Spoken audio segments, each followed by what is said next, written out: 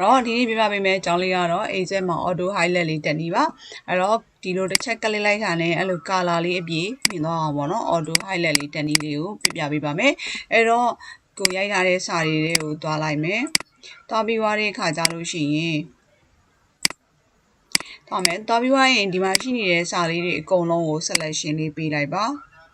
selection ပေးပါမယ်ပေးပါပြီးရတဲ့အခါကျရင် home tab ထဲမှာရှိတဲ့ style group ဒီ style group ထဲမှာရှိတဲ့ conditional format တွေနဲ့ဝင်ပါမယ်အဲ့ဒီကနေပြီးတော့ new row လေးကိုနှိပ်ပေါက်လေးကြားလာလို့ရှိရင်အောက်ဆုံးမှာ formula လေးရှိပါတယ် use your formula to determine ဆိုတာလေးကိုတစ်ချက်ကလေးပြီးရင်ဒီ format value ရဲ့အောက်မှာတစ်ချက်ကလေးမယ် equal ခေါ်မယ်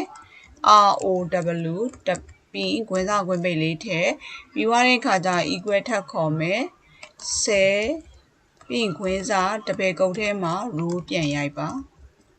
တပယ်ကုတ်ပြန်ပိတ်မယ်ခွင်းပြန်ပိတ်ပါမယ်ပြီးတဲ့အခါကျရင်ဒီကိုတစ်ချက်ကလေးလိုက်တဲ့ဟာကိုကအယောင်လေးနဲ့ထည့်မယ်အယောင်လေးနဲ့ထည့်ခြင်းနဲ့ဆိုရင်ကို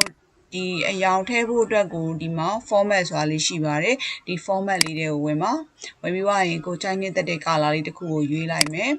ရွေးပြီးရင် okay လို့ခေါ်လိုက်ပါဒါကိုလည်း okay လို့ခေါ်လိုက်အဲ့တော့ဒီမှာတော့ဝင်သွားပြီဒါပေမဲ့သူကတစ်ချက်နှိပ်လိုက်လို့ရှိရင်မပေါ်သေးဘူးအဲ့ဒါကြောင့်မို့ဒီစာရွက်ကပေါ်မှာဒီအောက်ကရှိပေါ်ပေါ့နော်ရှိရဲ့ပေါ်မှာ right click ခေါ်မယ် view ကုတ်ထဲကိုသွားပါမယ်အဲ့ view ကုတ်ထဲကိုဝင်ပြီးွားတဲ့အခါကျလို့ရှိရင်ဒီမှာ general လေးဖြစ်နေပါတယ်အဲ့ general လေးကို down arrow လေးကိုဆင်းပြီးတော့ worksheet ဆိုတာလေးကိုရွေးလိုက်ပါ